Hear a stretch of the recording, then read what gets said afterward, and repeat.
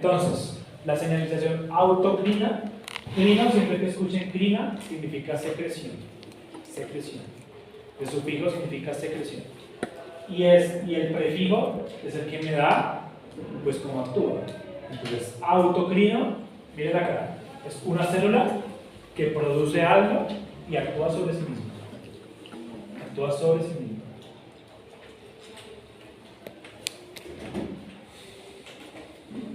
¿Qué produce qué, profe? Una secreción que actúa sobre sí misma. Ahorita vamos a ver ejemplos.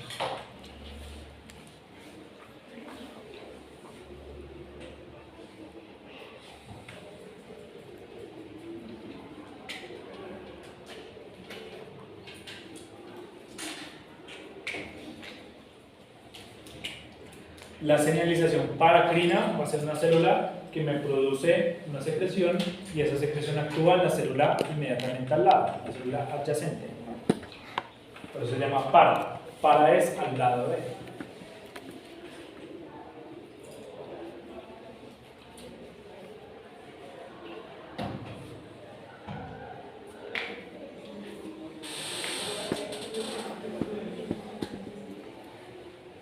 Tenemos la señalización endocrina, que es que la secreción viaja por vía sanguínea.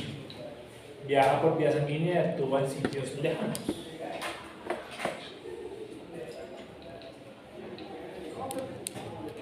Es una secreción que viaja por vía sanguínea y actúa en sitios lejanos, en órganos lejanos.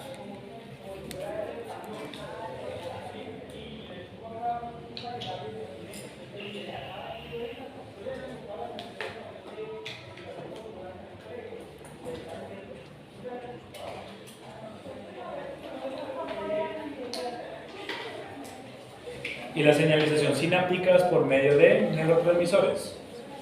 Entonces, recuerden que los axones y los impulsos nerviosos son comunicados, se comunican entre sí y la señalización de las neuronas a otras células se da por medio de la sinapsis.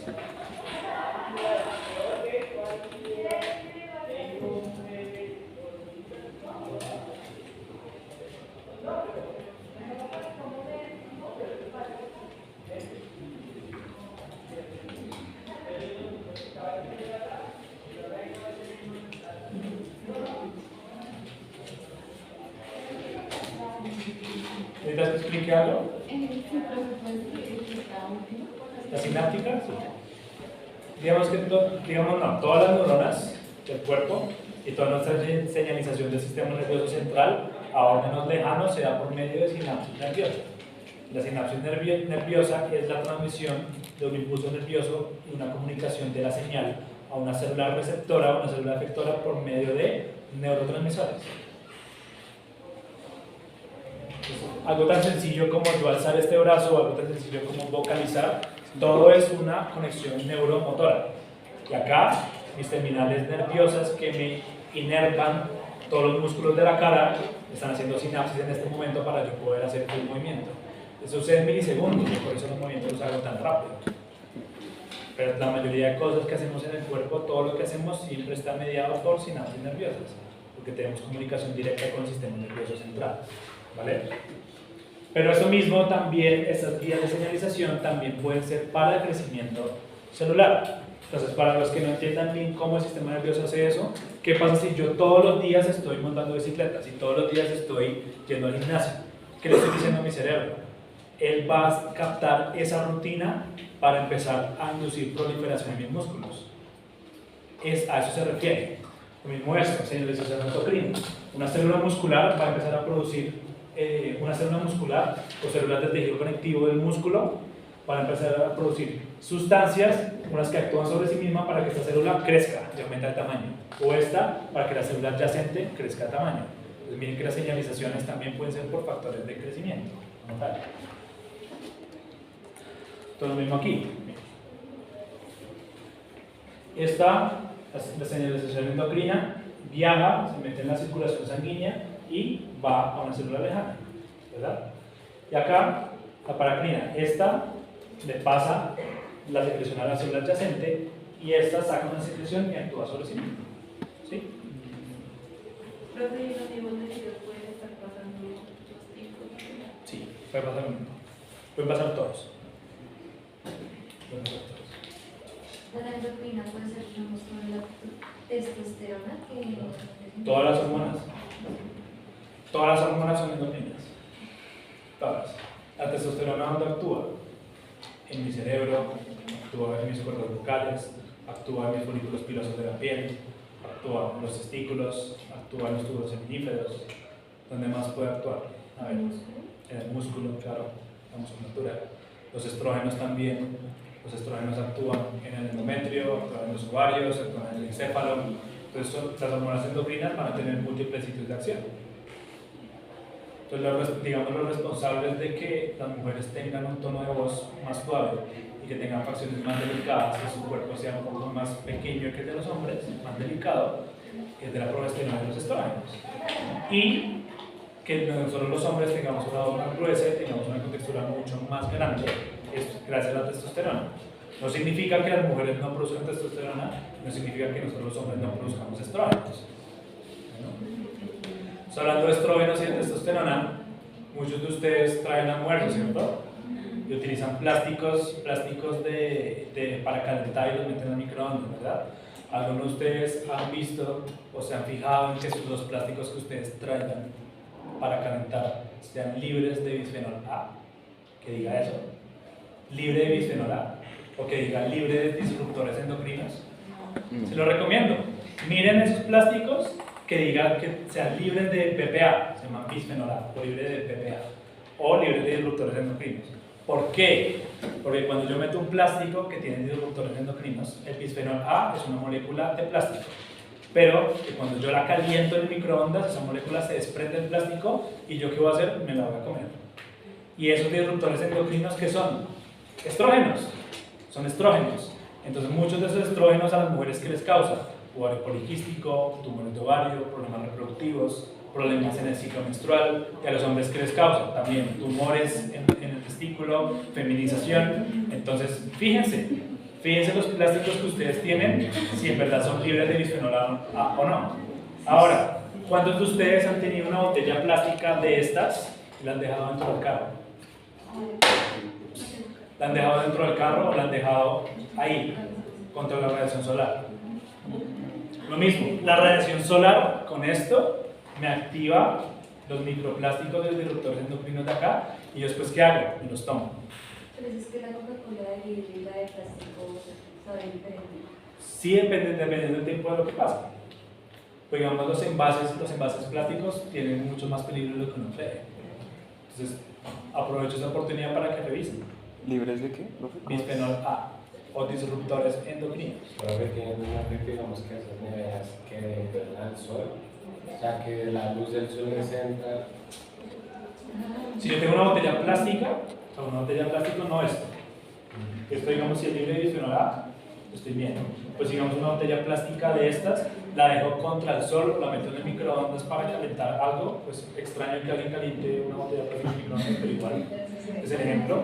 Pero la radiación ultravioleta me activa esos microplásticos y esos se vuelven disruptores endocrinos.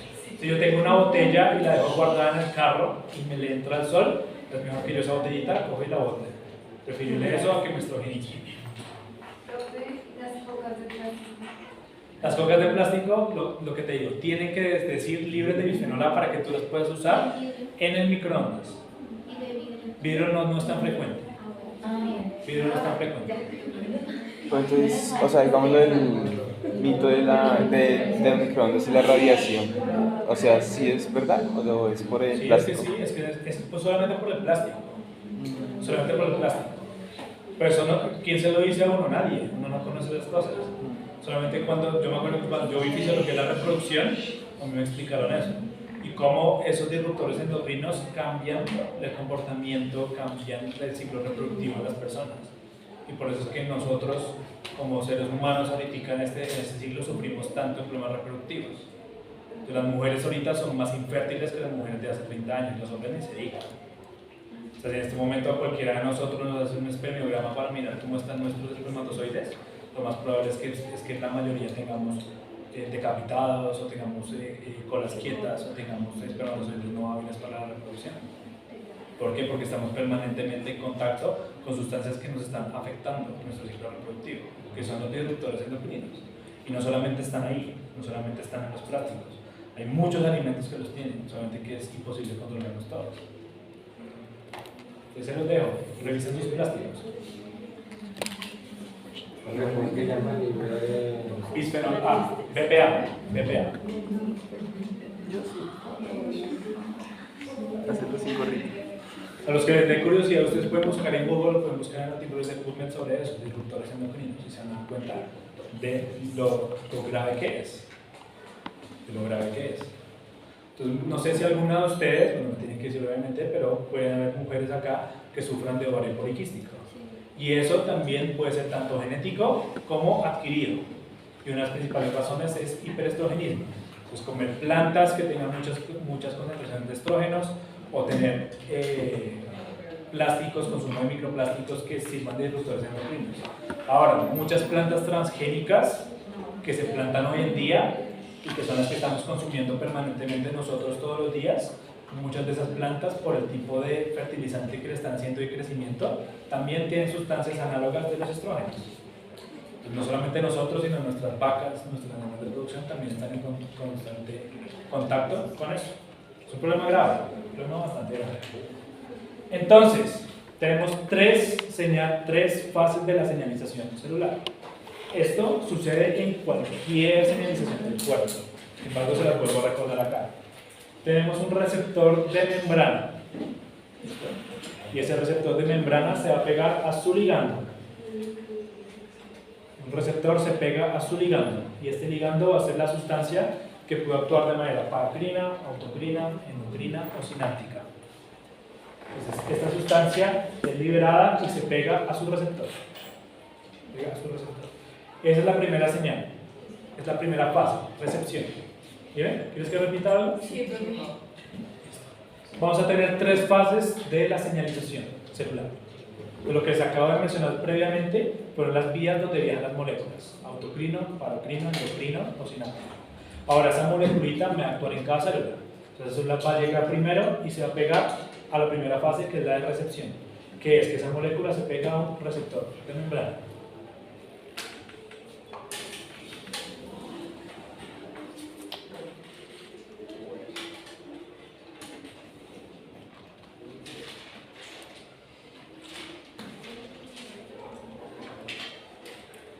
Una vez esa molécula se me pega a un receptor de membrana, este receptor me va a traducir la señal. ¿Y cómo la traduce? Activando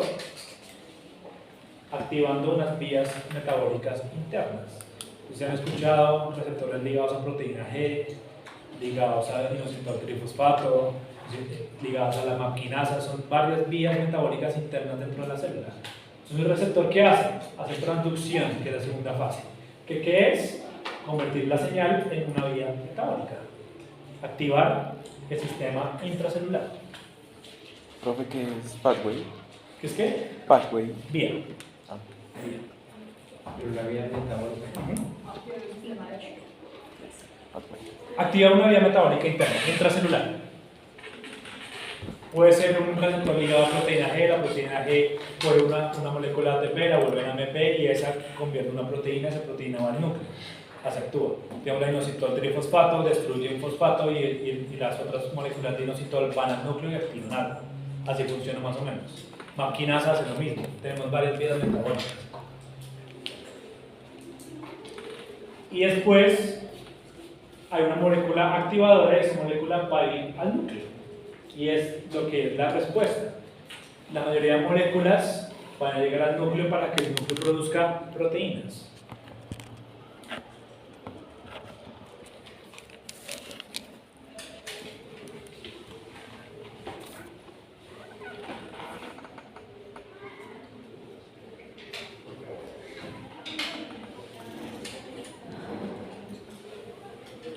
¿Sí es claro?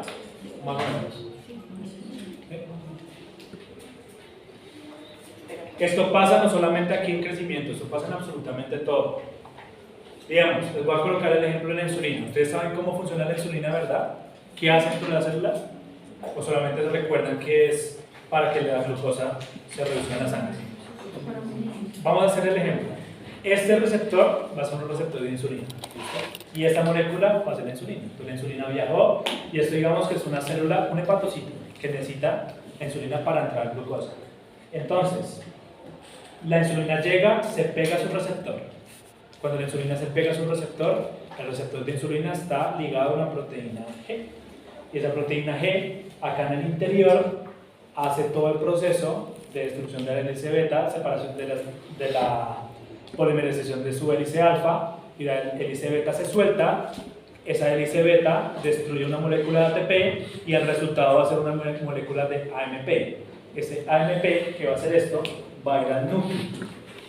Cuando llega al núcleo, en el núcleo activa un gen. Ese gen es el gen GLUT4. El gen GLUT4 es un gen que me va a codificar una proteína. ¿Y esa proteína qué es? Un canal. Entonces el núcleo me sintetiza una proteína, ese gen sale a los ribosomas y en el retículo endoplasmático se sintetiza la proteína y después sale el aparato de Golgi y finalmente esa proteína queda libre ya bien sintetizada. ¿Y qué hace? Esa proteína llega a su membrana y se posiciona de nuevo. Ese GLUT4 es un transportador de membrana que se abre y me deja entrar la glucosa. Así es como funciona la insulina. La insulina induce a que las células produzcan ese transportador para que vaya a su membrana. Es por eso que sin insulina la glucosa no puede entrar. Porque si no hay transportador de membrana, la glucosa no puede difundir de manera automática. En los únicos tejidos que puede hacer difusión pasiva es en el sistema nervioso y en el músculo cardíaco. De resto, todas las células del cuerpo son dependientes de insulina. O sea, así funciona. Siempre. Una molécula se pega a su receptor, el receptor activa una vía intracelular y esa vía intracelular, ¿para qué? Para producir una proteína. Que esa proteína es la que va a cumplir la función.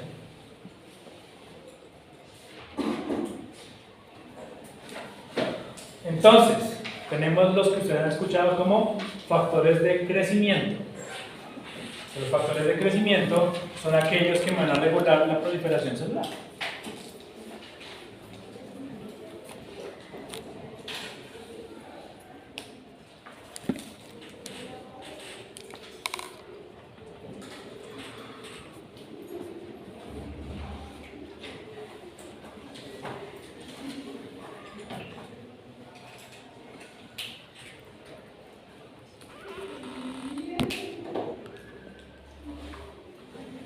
Entonces esto, listo, supervivencia celular, movimiento, contractilidad, diferenciación, angiogenia, bla, bla, bla.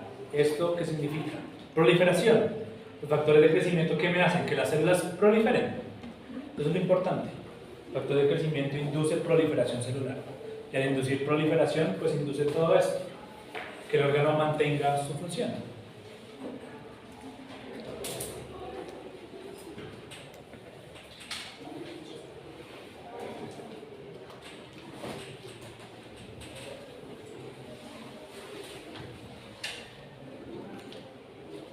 Es un factor de crecimiento, de nuevo, miren, es un ligando. Ese factor de crecimiento se une a un receptor. ¿Y ese receptor qué hace? Actúa inmediatamente estimulando el crecimiento o induce que la célula vuelva a entrar en el ciclo celular. Y miren lo que hice acá. Transcripción de genes que controlan la entrada y salida del ciclo celular. ¿Se acuerdan que yo les dije qué proteínas son las que inducen el ciclo? Las ciclinas. Es un factor de crecimiento que me activa ciclinas para que la célula vuelva a entrar en su ciclo celular.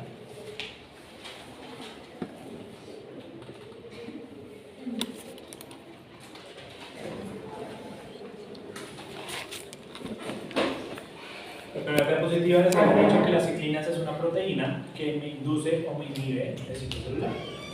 Los factores de crecimiento, ¿qué van a hacer? Eso, inducir producción de nuevo de ciclinas para que la célula empiece a proliferar.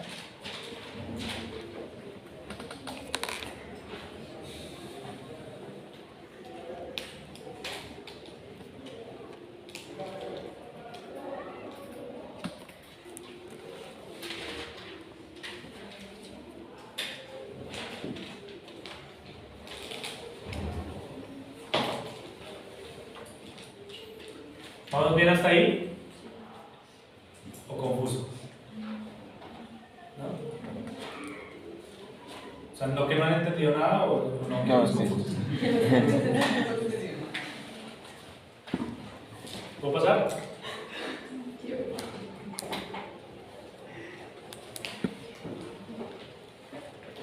Anoten con calma. Hoy siento que subí un poquito rápido.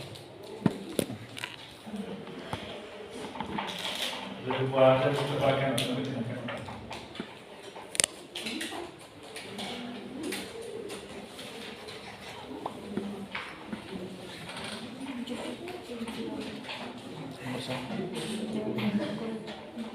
No sé. Tenía pensado hacer Después de que acabemos las generalidades, vamos a ver cambios post-mortem. Más o menos va a ser cerquita a la salida de necropsia que tenemos. Y después de que acabemos cambios post-mortem, entramos ya a mi parte favorita del curso, que son los cambios microcirculatorios. Los cambios microcirculatorios son pesados, denso el tema, pero es importante que ustedes lo conozcan. Se lo aseguro acá, si ustedes conocen cómo es la fisiopatología del shock, ustedes van a ser buenos clínicos, así no quieran ser patólogos. Pero ustedes tienen que conocer cómo funciona el shock para poder tratarlo. Y eso es lo que vamos a ver en microcirculatoria, cómo es la fisiopatología del shock. O sea, eso lo vemos como en 3, 4 clases. Más o menos. Ok. Microcirculatorio e inflamatorio son los temas más extensos, son los que nos van a demorar más. ¿Pero sí queda para este corte o ya para...? No, para este problema. Miren todos los factores de crecimiento que tenemos. Factor de crecimiento epidermal, factor de crecimiento transformante beta, factor de crecimiento de hepatocitos, factor de crecimiento endotelial vascular, factor de crecimiento derivado de plaquetas, factor de crecimiento de fibroblastos, incluyendo el acídico y el básico, factor de crecimiento transformante beta y el factor de crecimiento de queratinocitos. Pues acá las fuentes pueden ser una cantidad de células y las funciones, pues ¿qué van a hacer? Eso, crecimiento celular, posiblemente para que ustedes los conozcan. Estos los van a ver de manera frecuente de aquí en adelante en la mayoría de tejidos. Son factores de crecimiento que están actuando en múltiples células de todo el cuerpo. Entonces los dejo en la diapositiva para que ustedes los revisen después con calma, pues para que los conozcan. Cuando hablemos de factores de crecimiento, nos estamos refiriendo a estos. ¿Listo?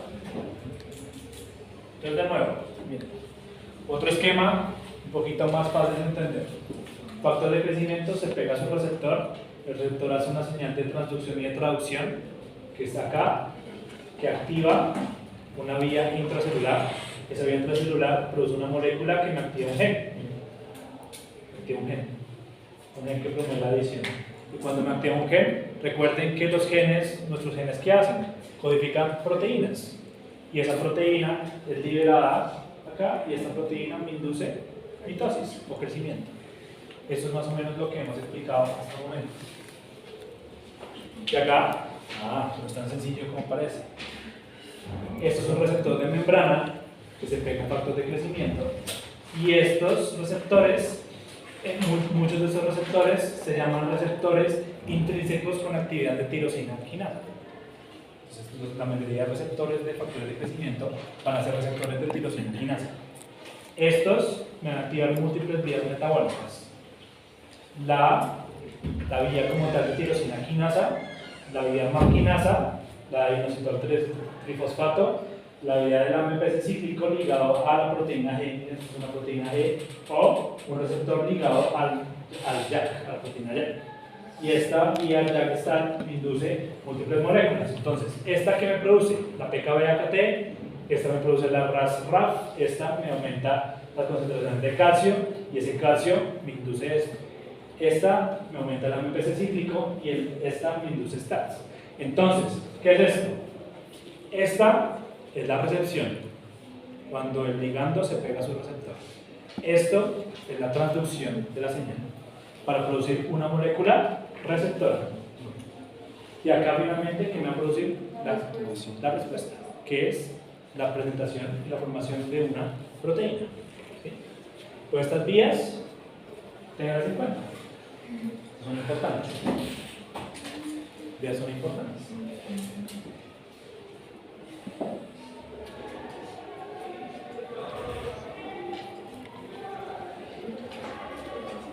Entonces, Ya después de haber entendido el mecanismo por el cual las células pueden proliferar, ahora, dependiendo del estímulo, ellas pueden dejar de crecer o aumentar su crecimiento.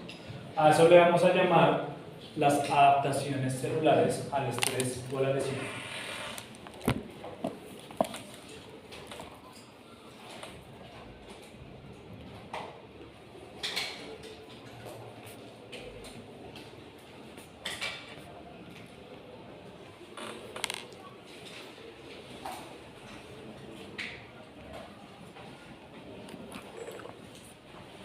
Las adaptaciones celulares van a ser una respuesta a lo que hemos venido hablando todo este rato, a la respuesta a una señalización externa.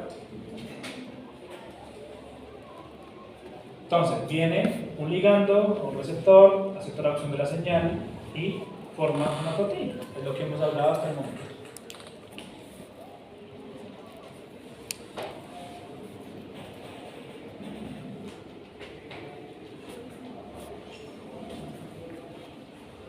Ahora, hay varios tipos de adaptaciones celulares. Entonces, la primera, atrofia. Atrofia. La segunda va a ser la hipertrofia.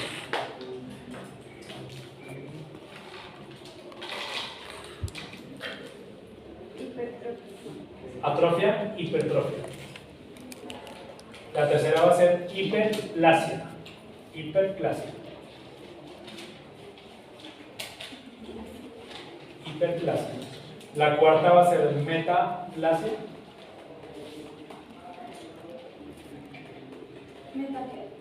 Metaplasia. Hiperplasia. Atrofia, vamos de nuevo. Atrofia, hipertrofia, hiperplasia, metaplasia. Y la última va a ser displasia.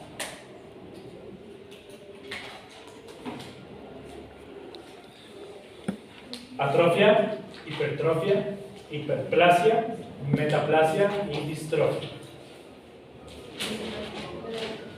Displasia. Displasia.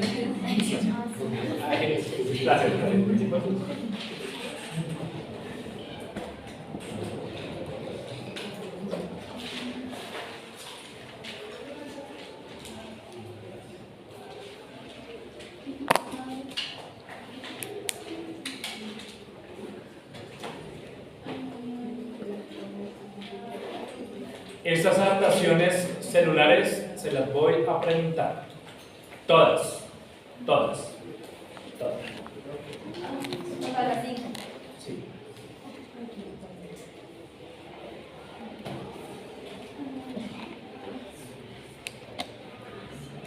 Es la misma foto, solamente que se ve un poquito menor para los que no han visto bien cómo se escriben los términos. Están acá.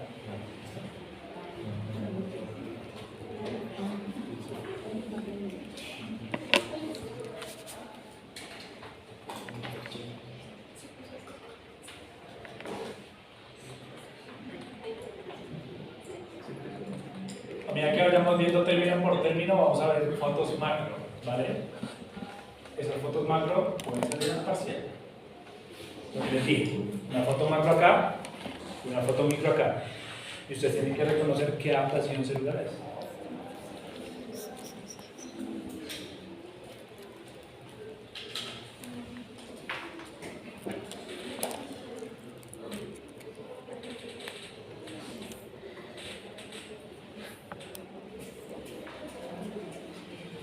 ¿Qué dicen los esquemas? Miren, esto es una célula normal.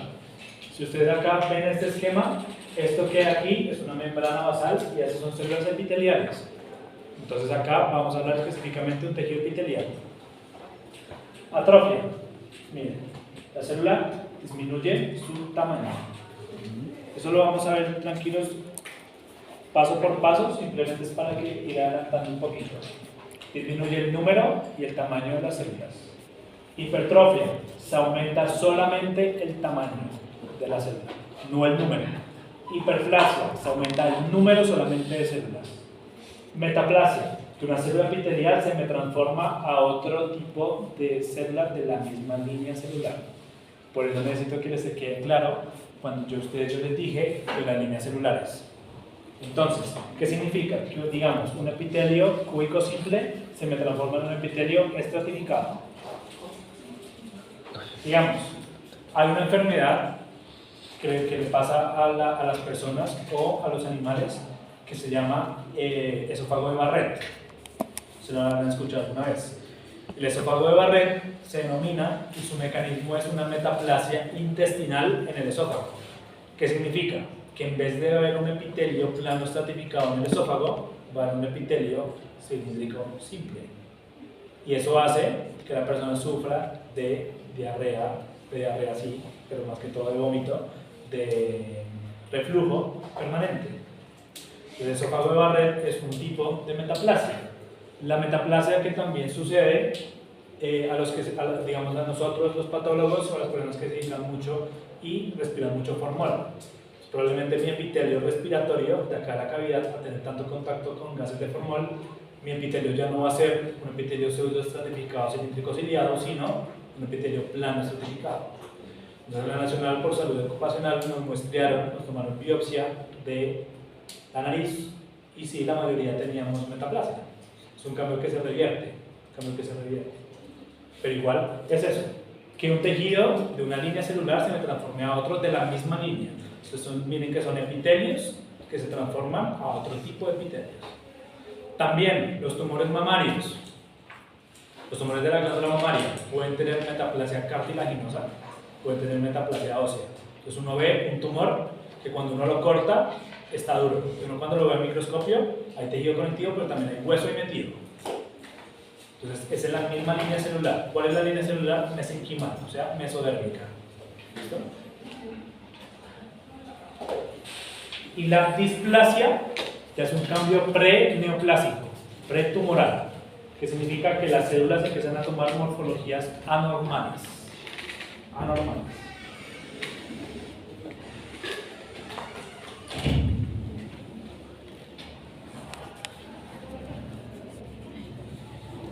Pues miren, atrofia. Aquí están los túbulos renales normales, mírenlos.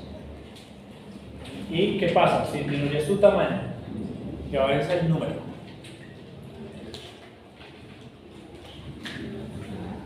Miren la foto, miren. ¿Sí alcanzan a ver todos los túbulos acá? ¿Sí ven aquí cómo están? Totalmente aplanados. Esto es una atrofia patológica por una enfermedad renal crónica.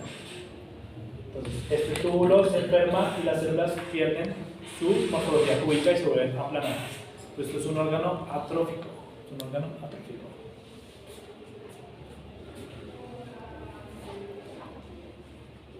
Algunos de ustedes se han fracturado, ¿cierto? Sí. ¿No? Los que han tenido yeso, ¿qué pasa después de varios meses que ustedes quitan el yeso? El bracito se ve todo delgado, sí. se ve supremamente chiquito, es supremamente impresionante. O sea, se ve el hueso prácticamente como si no tuviera nada de músculo. ¿Qué está pasando? Atrofia. Entonces la atrofia puede ser por pérdida de la función, o sea, un órgano enfermo, o también por compresión. Yo cuando dejo de usar un órgano, se atrofia. Pero es reversible. ¿Cómo? Es reversible. Sí. Pero solamente pasa, digamos, así, órganos así, digamos. No, puede pasar en cualquier órgano. ¿No? Puede pasar en cualquier órgano. Ah. Estos pueden pasar en cualquier órgano. Cualquiera. O sea, como funciona la piel. Ah, bueno, sí sería. ¿Sí la piel se atrofia? Claro. Si digamos el yeso, por eso la piel queda tan seca, porque la piel se atrofia, redujo su tamaño por la presión del yeso. El músculo también, como yo no lo estoy usando, entonces el músculo ¿qué hace? Pues atrofia. Entonces esto puede ser, en su mayoría puede ser por algo patológico o por desuso. Yo dejo de usar el órgano y por eso se me atrofia. Tenemos suficientes rutas metabólicas y requerimientos nutricionales en el cuerpo para seguir gastando energía en un órgano que no se está usando. Profe, ¿y eso casi siempre es reversible? ¿O simplemente ya...? No, su mayoría es reversible, a menos que el órgano se muera o esté enfermo. Pero su mayoría de las atrofias son reversibles, requieren tiempo. ¿El Alzheimer es un de atrofia? El Alzheimer y el Parkinson son enfermedades neurodegenerativas. y eso hace que las neuronas se generen y se mueran. Entonces no son reversibles. No es como tal que las neuronas se atrofien, sino las neuronas se están muriendo. Se están muriendo como tal. Miren. ¿Cuál es el órgano atrofiado y cuál es el órgano normal? ¿Cuál es el atrofiado? Ya, El de abajo. ¿Por qué es el atrofiado? seguramente de la masa de la parte frontal. Se ve grande, pero ¿por qué se ve grande? ¿Por qué se ve como más grande que el de arriba? Ya no se ve ¿Tiene qué? algo aquí. ¿Este? Sí. Eso sería hipertrofia, ¿no? Sí, sí. Aumento de tamaño. Tamaño. Yo creo que es el encefalógrafo porque el tamaño. No, es que el de abajo es el sano. El de arriba es el enfermo. ¿Qué es esta estructura que hay acá? No, es el cerebelo. Es el cerebelo. ¿Acá hay cerebelo? El cerebelo está atrofiado. Miren aquí. Acá recuerden, corteza cerebral, debajo va a estar el puente, acá va a ser el cerebro medio, mesencéfalo, aquí va a estar el puente y la parte más distal va a ser la médula oblonga. Arriba de la médula oblonga y el puente vamos a tener siempre el cerebelo. Y el cerebelo aquí no está. ¿Por qué se puede atrofiar? Defectos congénitos. De la realidad bovina a cerebro. Ciertos clostridium hacen eso también. Defectos congénitos. Atrofia cerebral o aplasia cerebral.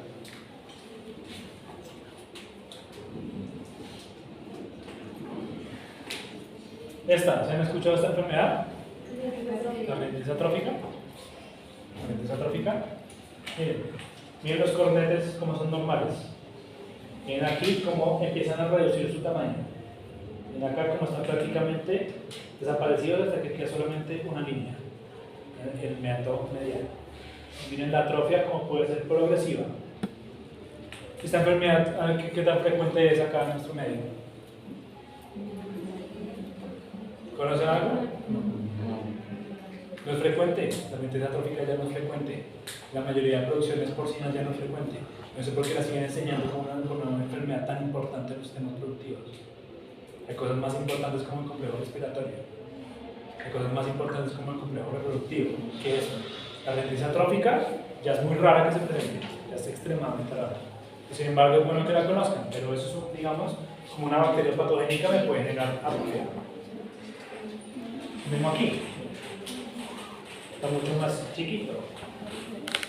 Como rica por la presencia de la rinitis atrófica.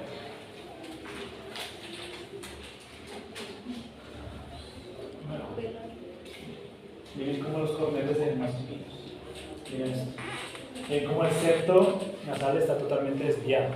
Y esto está totalmente atrófico. Acá, ¿ven cornete? No. Entonces, si el órgano macroscópico desaparece, pues el micro, ¿cómo se va a ver? También disminuido. El tejido se va a ver pequeño, va a perder su tamaño normal. ¿Listo?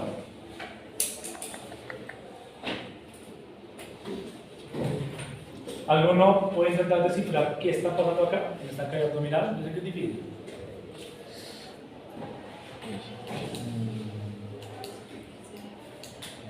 ¿Eso es de una? Ah, ok. Esto es un perro. Esto es un perro. Para que se ubiquen un poquito. Esto es hacia caudal, esto es hacia craneal. Acá están las costillas. Y esa es la cavidad abdominal.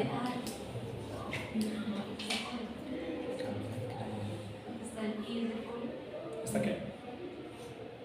Él ahí casi las costillas se ¿Está ahí? Sí. Sí se lo ven afectado, pero no se acuerda. ¿Qué tenemos acá? Inmediatamente debajo del diafragma, ¿qué órgano tenemos? ¿Hígado? El hígado, el estómago y el hígado. Miren ese hígado. Ah, sí, claro. ¿Han visto un hígado de un perrito normal, grande? ¿O no? Un hígado tiene una morfología y es firme, bastante grueso, es lobulado, pero pues tiene una morfología de ese tamaño. Y los bordes son aplanados, o sea, no tiene como hendiduras, no tiene como subdivisiones. Acá porque este hígado tiene, miren, 1, 2, 3, 4, 5 subdivisiones, porque está atrófico. Es un hígado que está extremadamente pequeño. Esta foto no se la puedo colocar, o sea, sería muy raro colocar. Esto es un hígado porque ustedes no han visto un órgano de verdad. O sea, las fotos atróficas va a ser como un órgano sano y un órgano. Las fotos de esto va a ser un órgano sano y el órgano afectado. Ya puede ser hipertrófico, atrófico, distrófico, todo. Pero acá, ¿qué está pasando? Este hígado está totalmente atrófico porque presenta esta dilatación. Esta dilatación, ¿qué puede ser? Eso es un vaso sanguíneo. Esto que ustedes ven acá es un shunt portosistémico extrahepático. Un shunt portosistémico extrahepático. Entonces, como la circulación está pasando, acuérdense que el shunt no permite que la sangre vaya al hígado. Y un hígado sin irrigación y sin inervación también pierde, eso ahorita lo tengo ahí. Un hígado sin irrigación y sin inervación pierde también su función y se atrofia. Entonces, como hay un shunt acá, pues ¿qué le pasa al hígado? Se atrofia. Entonces, miren, acá, ¿qué tenemos? Un hígado, los cordones hepáticos sanos. ¿Y aquí cómo se ven? Pequeños. Las células se ven pequeñas. Su grosor está muchísimo más delgado. ¿Los cordones se ven así organizados? No. Hay células individualizadas. Pero las células se ven mucho más pequeñas. Así es como ustedes identifican al micro un órgano atrófico. Sus células disminuyen su tamaño citoplasmático.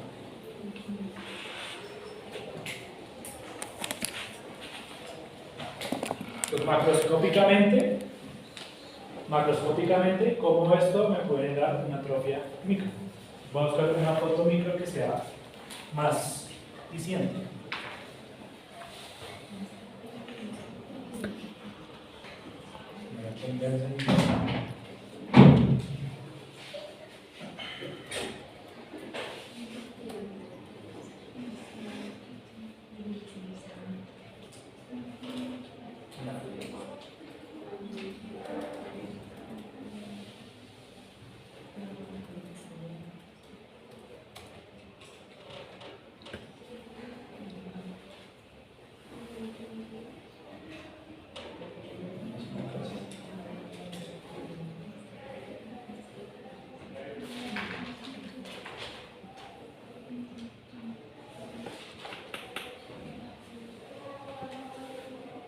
Masiva. Me sirve este.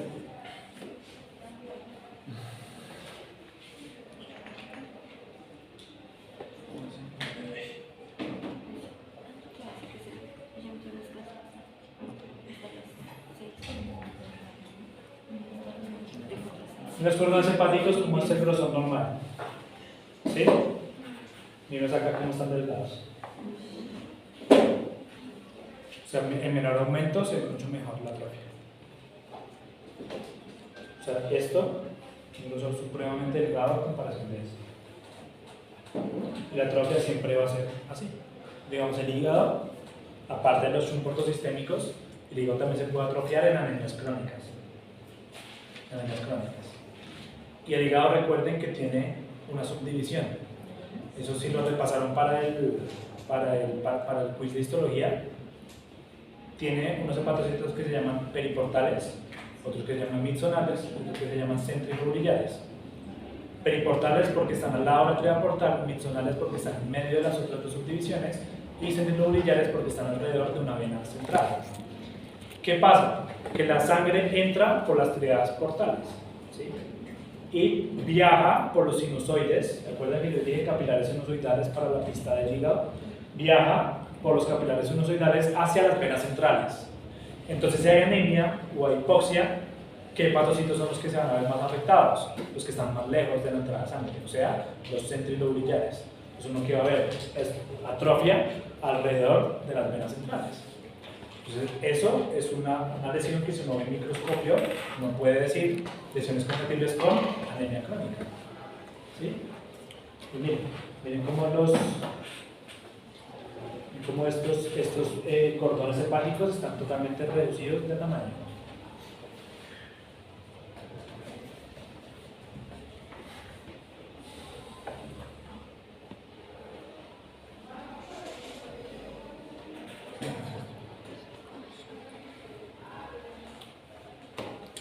Entonces, ¿qué me va a causar atrofia? Disminución en el uso del órgano.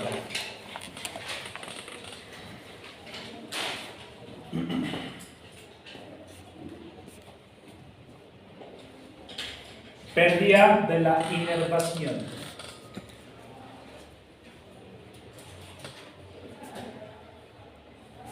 Disminución o pérdida de la irrigación. También me va a causar atrofia.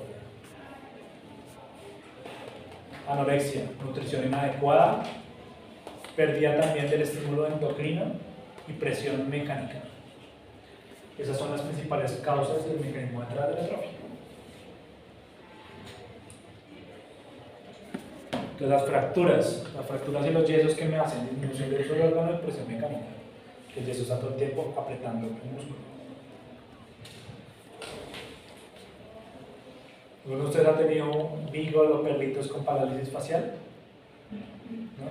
Los perros con parálisis facial se les cae el labio y la mitad de la cara se vuelve más delgada. ¿Por qué? Porque pérdida de inervación. Si el nervio facial se pierde su inervación acá, los músculos de la cara se atrofian. Y por eso la cara del perro, en la mitad que está paralizada, se ve diferente y se ve mucho más pequeña. ¿Qué tal pasan las encías de los perritos o los perritos que van con los dientes? Y les da una dieta, se les sale la cabeza. Sí, porque pierde la inervación.